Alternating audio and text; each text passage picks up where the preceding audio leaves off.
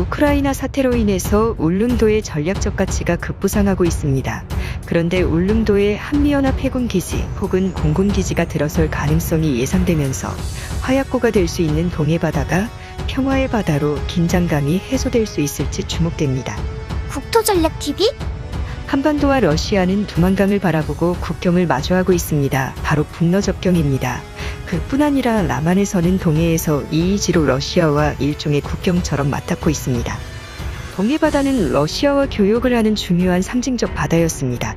동해바다를 통해 한러 양국 국민들은 많은 긍정적인 소통이 있었습니다. 그러나 최근의 국제정세는 한러 양국의 이전에는 볼 수 없었던 긴장감이 형성되고 있습니다.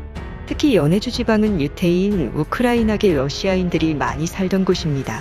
1920년대를 기준으로 무려 70% 이상의 우크라이나계 러시아인들이 살고 있었고, 젤레나 우크라이나라는 별도의 독립국가를 만들기도 했습니다.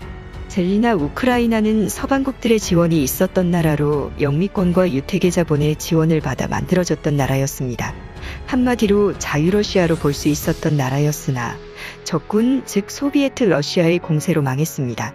그런데 호주의 전략연구소에서는 최근 푸틴의 이상행보와 극동 차별주의식 개발 정책의 불만으로 극동 지방에서 폭동이 일어나고 있고 또 반정부 시위가 잦아지면서 극동 지방, 그러니까 한반도와 접하고 있는 연해주 땅이 러시아 연방에서 분리독립할 수 있을 것이라는 보고를 내놓았습니다. 그런데 정말 우크라이나 사태로 인해서 러시아 내 우크라이나인들의 반발과 극동 러시아에 많이 있는 우크라이나계 러시아인들의 독립심을 고취시킬 수 있을 것이라는 관측이 나오고 있습니다. 이것은 동해바다의 안보와 관련된 것으로 울릉도의 지정학적 가치가 점점 높아지고 있는 상황입니다. 그런데 울릉도에 대규모 프로젝트가 눈에 띄고 있습니다. 그럼 어떻게 상황이 돌아가는지 살펴보겠습니다. 첫 번째, 러시아와 울릉도. 1896년 고종의 아관파천으로 인해 대한제국의 상당수의 권리가 러시아에 넘어갔습니다. 대한제국과의 관계에 있어서 러시아는 많은 부분에서 경제적 이권을 획득했습니다. 1896년 블라디보스톡 상인 이울리 이바노비치는 한국 최대의 산림자원인 두만강, 압록강, 연안과 울릉도에 대한 산림 벌목권을 획득했습니다. 특히 울릉도에 대한 산림벌채권을 획득한 러시아는 단순히 산림을 벌목하는 게 아니라 일본을 견제하기 위한 목적을 수행했던 것입니다. 러시아가 한반도에 진입함으로 인해서 결국 일본과 러시아의 러일 전쟁이 한반도에서 터지고 말았고, 울릉도는 러일 전쟁의 주요 전쟁터가 됐습니다.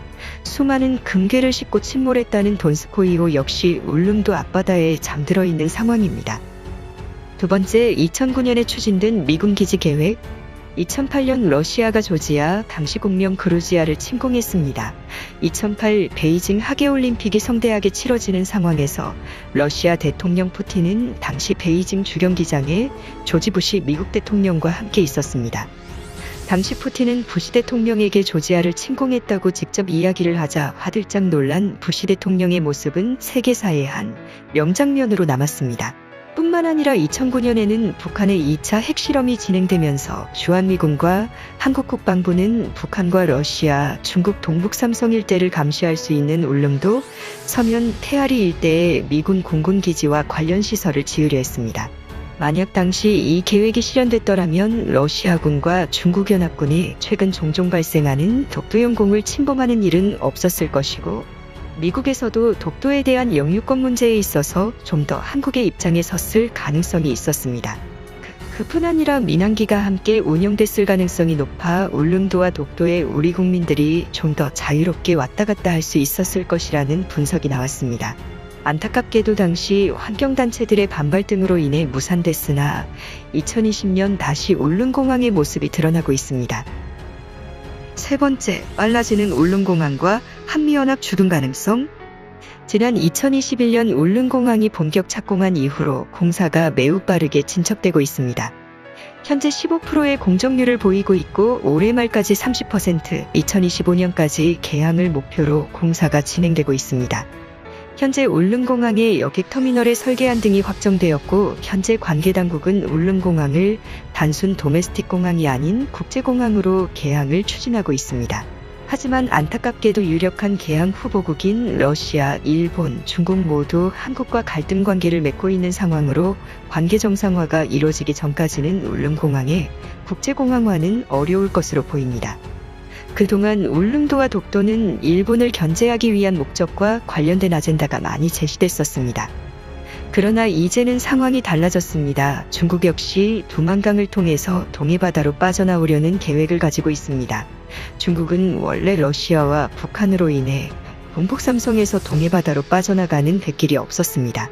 하지만 최근 강화되어 가고 있는 북중러 삼각동맹 체제의 강화로 중국이 추진하는 두만강 훈춘시의 내륙항만 프로젝트와 큰 배가 다닐 수 있도록 북러접경 두만강 철교의 개량 사업, 잠수함과 대형 선박이 다닐 수 있도록 하천의 준설 등이 이뤄지게 된다면 동해바다는 그동안 한국과 일본만 사용하던 고유한 바다에서 북한, 중국, 러시아, 일본, 한국과 같은 거대 열강국들의 첨예한 이권이 경쟁하는 바다가 될 것으로 전망되고 있습니다. 다행히 동해바다의 중앙에는 독도와 울릉도가 떡하니 버티고 있어서 한국은 동해바다 패권 경쟁에서 우위에 있는 상황입니다. 거기에 더 나아가서 울릉공항까지 완공된다면 동해바다의 제공권은 확실히 한국이 장악할 수 있습니다. 과거에 추진됐던 한미연합 공군기지가 들어서게 된다면 동해바다는 확실한 한국의 내해와 같은 바다가 될 것으로 관측됩니다. 일본 역시 동해바다에 여러 개의 섬들이 있습니다. 오키노도리시마 등의 섬들이 있지만 중국이나 러시아, 북한을 감시할 수 있는 위치로서는 울릉도만한 입지가 없습니다. 때문에 울릉도에 미군 기지 유치가 이뤄지고 대형 항공기가 이착륙 가능한 규모로 확장된다면 미국까지 직항 민항기 노선편을 갖춘 섬이 될 수 있을 것으로 관측됩니다. 최근 미국 당국은 독도를 항공령으로 표시한 언론 자료들이 CNN 등 언론사에서 노출이 점점 잦아지고 있습니다. 때문에 울릉도에 한미연합기지가 들어설 수 있게 된다면 독도는 완벽한 한국의 섬으로 국제적인 인정을 받을 것으로 관측됩니다. 네 번째, 울릉도 간척사업 확장 프로젝트. 현재 울릉도는 땅이 부족합니다. 울릉공항이 들어서는 사동항 주변이 1단계, 2단계 확장 공사를 거치면서 그동안 큰 배가 들어올 수 없는 섬이었으나 크루즈급 여객선이나 독도함, 마라도함과 같은 대형함 정도 정박이 가능해지게 됐습니다. 덕분에 사시사철 대형 크루즈선이 입도가 가능하게 됐습니다. 그럼에도 울릉도의 지정학적 가치를 충분하게 활용할 만한 가용부지가 매우 협소하다는 지적이 나옵니다. 더욱 많은 땅을 간척할 부지가 필요하다는 것인데요. 안타깝게도 울릉도는 매우 주변 수심이 깊어 송곳처럼 해저바닥에서 튀어나온 지형을 갖고 있습니다. 하지만 울릉도 동쪽의 관음도, 죽도, 내수전해변을 연결하는 해안가는 비교적 간척 사업이 용이한 땅으로 깊이가 많이 깊지 않은 상황입니다. 때문에 죽도섬과 울릉도 본섬을 이어주는 거대한 간척지를 만들게 된다면 울릉도의 대규모 시가 화용지를 확보하여 울릉도에 좀 더 많은 인구를 수용할 수 있게 됩니다. 무엇보다 울릉도는 중국과 동남아 그리고 최근 부상 중인 북극 항로의 주요 거점 중 한 곳입니다. 이곳에 환적 항만이 생기게 되고 미국의 자본 투자를 유치하게 된다면 울릉도는 동해바다에서 가장 가치가 높은 섬으로 변모될 가능성이 높습니다. 울릉공항이 2025년 개항을 목표로 15%의 공정률을 보이면서 울릉도에 더 많은 국제자본과 국민들이 발길이 모이게 될 것으로 전망됩니다.